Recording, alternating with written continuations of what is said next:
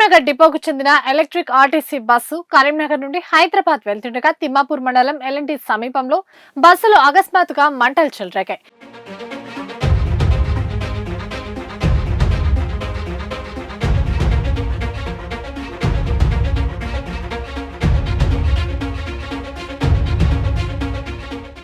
బస్సులో ఉన్న 37 మంది ప్రయాణికులను డ్రైవర్ అప్రమత్తంగా కిందికి దించడంతో పెను ప్రమాదం తప్పింది.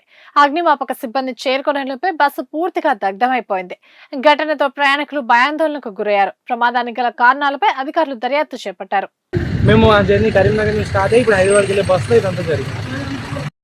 8 o'clock అరౌండ్ 7:50 ఆ టైంకి కరీంనగర్లో బస్సు ఎక్కిన 10 minutes తర్వాత అంటే బస్ నుంచి ఏదో స్మెల్ రావడం స్టార్ట్ అయింది. సడన్గా డ్రైవర్ ఎమర్జెన్సీ బటన్లోకి ఇమీడియట్గా కింది దిగమన్నారు. మొత్తం బస్ స్టార్టింగ్ కింద నుంచి మొత్తం స్మోక్ రావడం స్టార్ట్ అయింది. దాని తర్వాత కిందికి వచ్చి ఇమీడియట్గా ఎక్స్టింగ్విషర్ వాడాం.